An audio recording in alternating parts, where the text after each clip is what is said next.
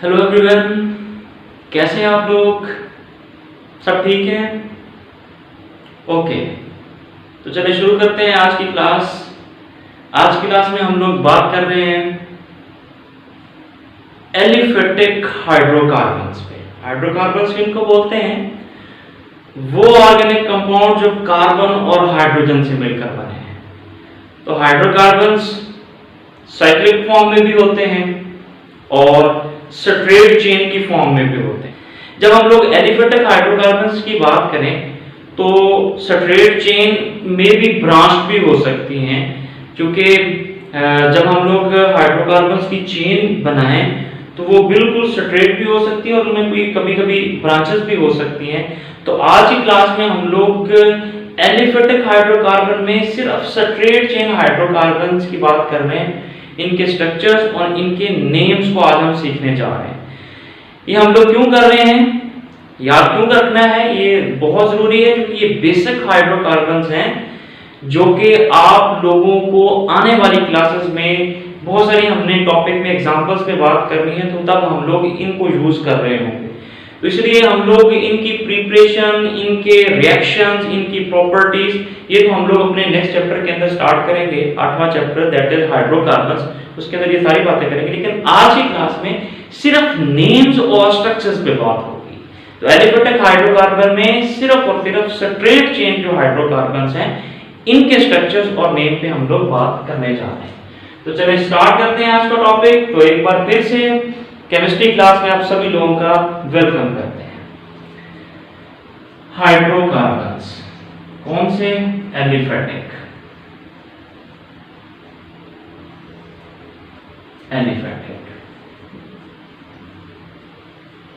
और एलिफेटिक में कौन से? Straight chain.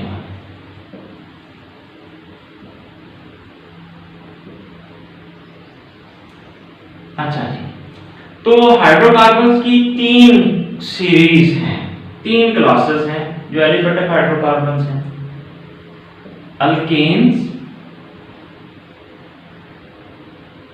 अल्कीन्स और अल्काइन। अब ये जो अल्केन हैं इनके अंदर कार्बन और कार्बन की जो चेन बनती है, सेल्फ लिंकिंग प्रॉपर्टी जो है, इनमें एक कार्बन दूसरे कार्बन के साथ, दूसरा कार्बन तीसरे कार्बन के साथ, तीसरा, चौथा, पांचवा, छठा, सातवां, सभी की सभी सिंगल कोवलेंट बॉन्ड से लिंक होते हैं। सिंगल कोवलेंट बॉन्ड से लिंक होते हैं। अब जो अल्कीन है इनके अंदर जो कार्बन का लिंकेज है, कार्बन की जो बॉन्डिंग है वो थ्रू आउट सिंगल बॉन्ड ही है, लेकिन कहीं ना कहीं एक जगह पे या एक से ज्यादा जगह पे भी हो सकते हैं, कम से कम एक जगह पे कार्बन कार्बन का जो लिंक है वो डबल कोवलेंट बॉन्ड से होना चाहिए।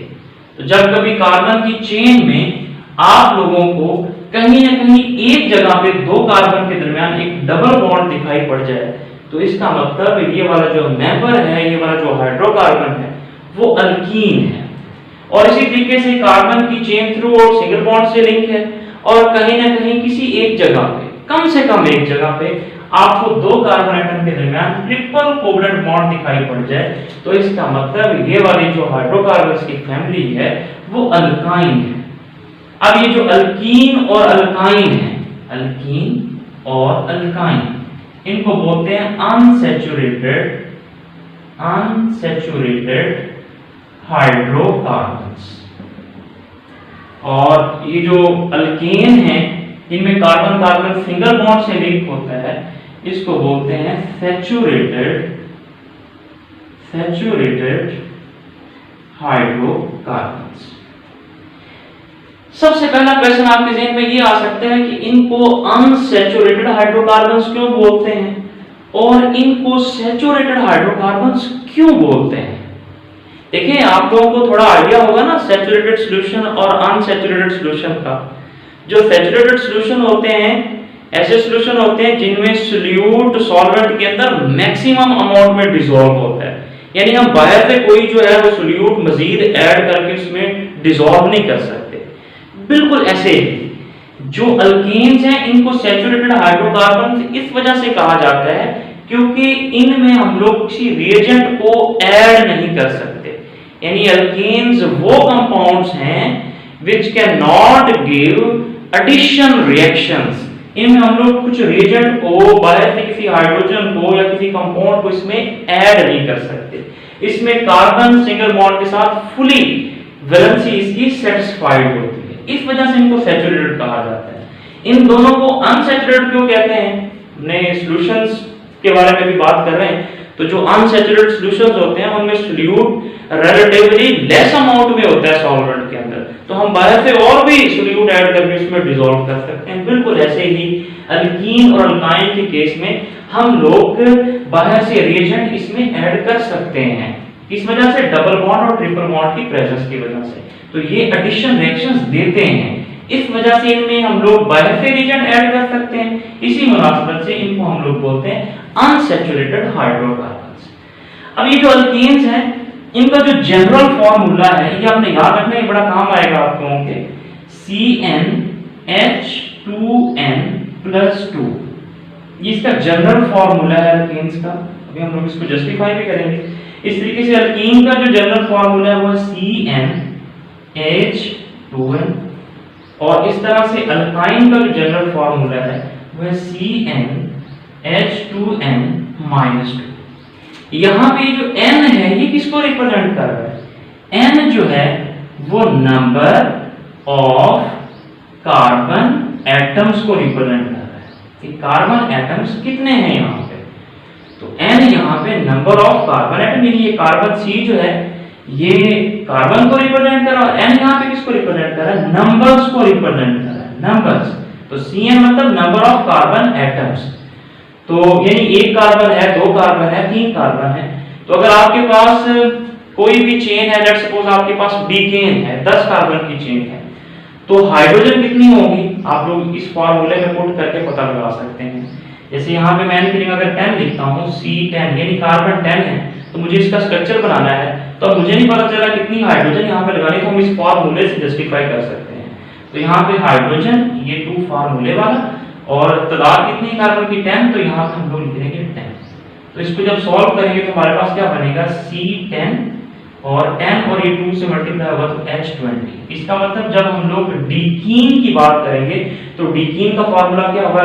10 कार्बन, और इस तरीके से जो है वो हमारे पास हाइड्रोजन की जो स्ट्रेंथ है वो कितनी है? वो 20 है, तो हाइड्रोजन 20 होगी। इस तरह से अगर डीकेन की बात करें तो ये इस फार्मूले में आप पुट करके देख सकते हैं।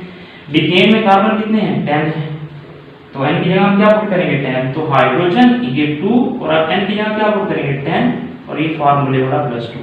इसको अगर आप सॉल्व करें तो कार्बन 10, हाइड्रोजन 10 और 2 20, और +2 22। तो ये डीकीन का है। ये देखिए ये डीकीन है जिसमें हाइड्रोजन 20 है, डीकेन में हाइड्रोजन 22, यानी हाइड्रोजन थोड़ी ज्यादा है इसमें। और इस तरीके से अगर आप डीकाइन की बात करें तो इसमें क्या है? कार्बन 10, हाइड्रोजन 2 फार्मूले वाला, यहाँ पर 10 पुट किया और -2। इसको जब आप सॉल्व करेंगे तो कार्बन 10, हाइड्रोजन जो है वो 20, और 20 में से 2 अगर माइनस करेंगे तो 18। तो इसमें हाइड्रोजन बहुत कम होती है due to presence of triple bond.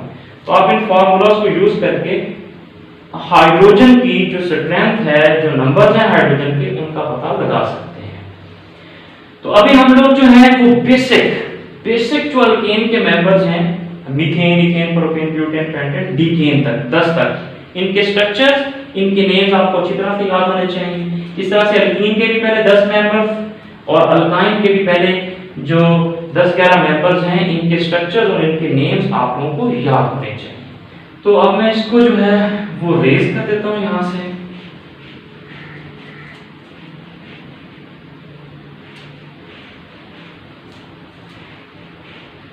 अच्छा जी, अभी हम लोग देखते हैं कि IUPAC जो है, international union of pure and applied chemistry के अकॉर्डिंग इन स्ट्रेट चेन हाइड्रोकार्बन्स के क्या नेम है। तो हम अल्केन्स के नेम लिखेंगे। अल्केन के नेम से आप लोग बड़ी आसानी से अल्कीन और अल्काइंस के नेम को ड्राइव कर सकते हैं। कैसे ड्राइव कर सकते हैं? चलिए देखते हैं हम लोग। तो अल्केन्स के कुछ नेम लिखते हैं यहाँ पे हम लोग। मैं आप लोगों को जनरली 100 तक की काउंटिंग यहाँ पे बता रहा हूँ, जिसमें से पहले जो 10 हाइड्रोकार्बन्स होंगे अल्केन के केस में, अल्कीन के केस में, अल्काइन के केस में, इनके स्ट्रक्चर्स की बड़े अच्छे से प्रैक्टिस करनी है आप लोगों ने, और इनके नेम आप लोगों को याद होने चाहिए विद फार्मूलास। तो काउंटिंग के लिहाज से हम लोग आप स्ट्रक्चर बना सकते हैं किसी भी हाइड्रोकार्बन का, लेकिन काउंटिंग के लिहाज से मैं आपको 100 तक बताने की कोशिश करता हूँ। तो अल्कीन्स का जो पहला मेंबर है उसका नाम है मीथेन, मीथेन। दूसरे मेंबर का नाम है ethane, propane, butane, pentane, hexane, heptane, octane, nonane, decane. ये देखिए मैंने 10 तक जो है वो अल्केन्स जो है हाइड्रोकार्बन्स, इनके मैंने नेम यहाँ पे लिख दिए हैं। तो यहाँ पे जो आपको METH नजर आ रहा है मैथ, इसका मतलब एक कार्बन को रिप्रेजेंट करता है, इसका मतलब एक कार्बन है। ETH का मतलब एथ मतलब 2 कार्बन, प्रोप मतलब 3 कार्बन, ब्यूट मतलब 4 कार्बन, पेंट मतलब 6 कार्बन, हेक्स मतलब 7 कार्बन, हेप का मतलब जो है हेक्स मतलब 6 कार्बन, हेप का मतलब 7 कार्बन, ऑक्ट का मतलब 8 कार्बन, नॉन का मतलब 9 कार्बन, और DEC डेक जो लिखा हुआ है यहाँ पे इसका मतलब 10 कार्बन होता है। तो 10 के बाद जो हाइड्रोकार्बन जिसमें 11 कार्बन होते हैं उसको बोलते हैं योनडीकेन। जैसे डीकेन 10 को तो योनडीकेन, इसमें कितने कार्बन है? 11 कार्बन है। इसको अन नहीं बोलना, कुछ टीचर इसको अनडीकेन कहते हैं, ये सही प्रोनाउंसिएशन नहीं है, इसको अनडीकेन नहीं कहना बल्कि योनडीकेन इस तरह से बोलना। इस तरह से डूडीकेन, ये इसमें कार्बन 12 तादाद में हो, 12 कार्बन हो, उसका IUPAC जो नेम है IUPAC, international union of pure and applied chemistry. तो IUPAC अकॉर्डिंग इसका नाम क्या हुआ? डूडीकेन। लिख लिया हम लोगों ने डूडीकेन, इसमें 12 कार्बन होते हैं।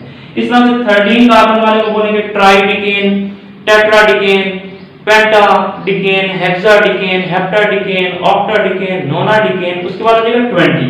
तो ये सारा आप लोग आसानी से याद रख सकते हैं।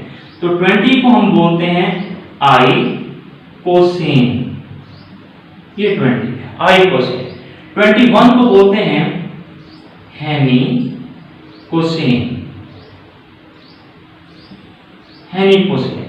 इस तरह से 22 को बोलते हैं डूकोसेन,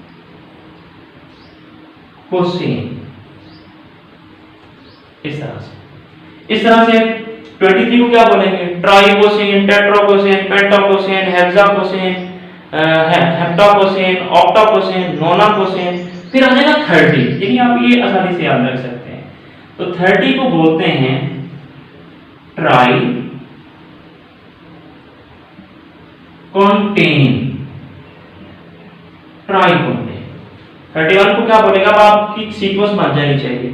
तो 30 को बोलते हैं ट्राइकोंटेन, तो 31 को बोलेंगे हेनी ट्राइकोंटेन, 32 को बोलेंगे डू ट्राइकोंटेन, 33 को बोलेंगे tritriacontane, tetratriacontane, pentatriacontane, so on. चलते चलते आप कहां तक पहुंच जाएंगे? 40 तक पहुंच जाएंगे। तो 40 को बोलते हैं टेट्राकोंटेन, टेट्राकोंटेन। ओके, तो 41 को क्या बोलेंगे? हेनी टेट्राकोंटेन। और इस तरीके से 42 को क्या बोलेंगे? डू टेट्राकोंटेन, ट्राई टेट्राकोंटेन, टेट्रा टेट्राकोंटेन, पेंटा टेट्राकोंटेन। इस तरह से हुआ। और 50 तक पहुंच जाएंगे। 50 को बोलेंगे पेंटा कॉन्टेन। ओके, अब आप 51, 52, 53 सभी को नेम दे सकते हैं इसी के अकॉर्डिंग, हेन, डू, इस तरह से। और फिर 60 तक पहुंचेंगे तो इसको बोलेंगे हेक्सा कॉन्टेन। 70 तक पहुंचेंगे तो इसको बोलेंगे हेप्टा कॉन्टेन। इस तरह से 80 तक पहुंचेंगे तो इसको बोलेंगे ऑक्टा कॉन्टेन। इस तरह से 90 तक पहुंचोगे तो इसको बोलेंगे नोना कॉन्टेन। इस तरह से जब आप लोग 100 तक पहुंचेंगे तो इसको बोलेंगे हेक्टेन।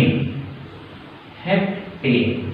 तो ये 100 जब कार्बन हो जाएं, 100 कार्बन वाली चेन को जो सिंगल बॉन्ड से लिंक होगी, अल्केन होगी, उसको बोलेंगे हेक्टेन। तो इस तरह से 100 तक की कॉन्टेंट्स आप लोगों को फिंगर टिप्स पे होने चाहिए। लेकिन जो 10 हैं बेसिक हाइड्रोकार्बन्स, इनके स्ट्रक्चर्स अच्छे तरीके से आपने प्रैक्टिस कर रहे हैं, जो कि आप लोगों की आने वाली क्लासेस में आप लोगों को बड़ी हेल्प करेंगे। अच्छा, तो इसी तरह से अगर आप लोग अल्कीन्स के मेंबर को नेम देना चाहते हैं या अल्काइन के मेंबर को नेम देना चाहते हैं तो आप क्या करेंगे? देखिए, अल्काइंस के या अल्कीन के नेम हम लोग अल्केन से डराइव कर लेते हैं। तो आपको करना क्या है? देखिए, अल्केन्स में अल्केन जो है इसके लास्ट में आप लोगों को नजर आ रहा है ANE। इसको आप लोग रिप्लेस कर दें ENE के साथ, तो ये बन जाएगा अल्कीन। इसको आप रिप्लेस कर दें YNE के साथ, तो ये बन जाएगा अल्काइन। यानी इस ANE की जगह ENE लिख दो तो क्या बनेगा? अल्कीन। और इस तरह से अगर आप लोग इस ANE को YNE से रिप्लेस करें तो क्या बनेगा? अल्काइन। तो बिल्कुल जितने भी आपने कॉन्टेंट याद किए, आपको सभी नामों के साथ अगर ENE लिख देंगे तो वो अल्कीन्स की फैमिली बन जाएगी, अगर YNE लिख देंगे तो वो सारे अल्काइंस बन जाएंगे। बस एक बात आपने याद रखनी है, ये जो मीथेन है, पहला मेंबर जो है अल्केन का, मीथेन, इस तरह से जब आप ANE को रिप्लेस करेंगे तो बन जाएगा मीथीन, और अगर आप YNE से रिप्लेस करेंगे तो बन जाएगा मीथाइन। तो याद रखें, मीथेन नाम का तो कंपाउंड है, लेकिन मीथीन और मिथाइन नाम का कंपाउंड एग्जिस्ट नहीं करता। सवाल ये क्यों नहीं एग्जिस्ट करता? मिथीन होना चाहिए, मिथाइन होना चाहिए, नहीं। देखिए, आप लोगों को ये बताया था कि अल्कीन जो है उसमें कम से कम 2 कार्बन एटम के दरमियान डबल बॉन्ड से लिंक होना चाहिए, और अल्काइन में 2 कार्बन एटम का कम से कम ट्रिपल बॉन्ड से एक दफा लिंक होना चाहिए। यानी ये फंक्शनल ग्रुप है, ये बेसिक कंडीशन है, इसकी पहचान ही यही है कि 2 कार्बन एटम का कम से कम होना जरूरी है। भाई, जब आपके पास एक कार्बन होगा तो आप डबल बॉन्ड किसके साथ लगाओगे? कार्बन कार्बन के लिंक के साथ आपको डबल बॉन्ड लगाना है, तो कम से कम 2 कार्बन होने चाहिए।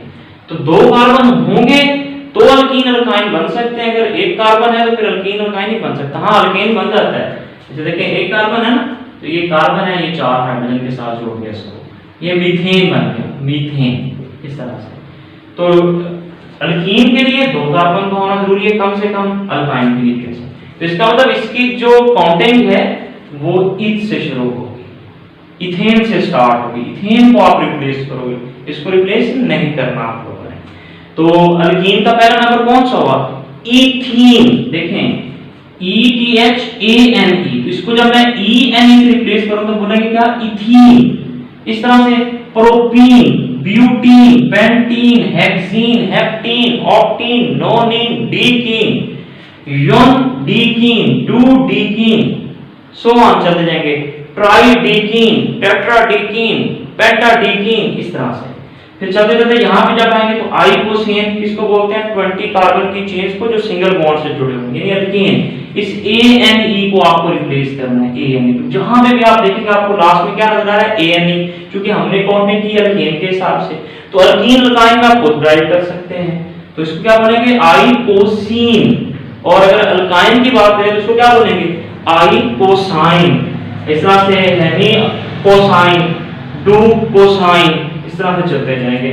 टेट्राकोंटेन, टेट्राकोंटीन, टेट्राकोंटाइन, इस तरह से पेंटाकोंटेन, यानी 50 कार्बन की चेन जो सिंगल बॉन्ड से लिंक हो, क्या बोलेंगे? पेंटाकोंटेन। और इस तरह से 50 कार्बन की चेन हो, उसमें कहीं डबल बॉन्ड हो तो बोलेंगे पेंटापोन्टीन। और इस तरह से अगर 50 कार्बन की चेन है और कहीं ना कहीं 2 कार्बन पे ट्रिपल बॉन्ड दिखाई पड़े तो उसको बोलेंगे पेंटापोन्टाइन। तो इस तरह से आप लोग 100 तक अल्केन, अल्कीन और अल्काइन की काउंटिंग जो है वो बड़ी आसानी से याद रख सकते हैं। तो अभी हम लोग कुछ जनरल से यहाँ पे पहले 10 जो हैं इनके स्ट्रक्चर्स यहाँ पे ड्रॉ कर लेते हैं। मीथेन का, इथेन, प्रोपेन, ब्यूटेन में से कुछ का, और इस तरह से अल्कीन के पहले 10 मेंबर्स और अल्काइन के पहले 10 मेंबर्स के में से कुछ स्ट्रक्चर्स मैं आपको यहाँ पे ड्रॉ करके शो कर देता हूँ। यहाँ तक सबको क्लियर हो गया है? इसको रेज कर दूं? ओके, ये इसको रेज कर देते हैं यहाँ से।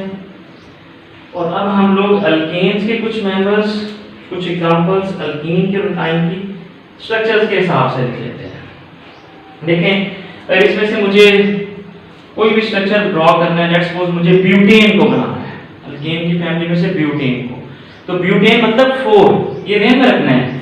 मेथ का मतलब 1 क्या है? कार्बन है। एथ का मतलब 2, प्रोप का मतलब 3, ब्यूट का मतलब 4, पेंट का मतलब 5। इस तरह से चलते चलते आपको ये ध्यान में रखने हैं। तो ब्यूटेन का स्ट्रक्चर बना रहे हैं तो आपको करना क्या है? 4 कार्बन को आपने सिंगल बॉन्ड से जोड़ देना है।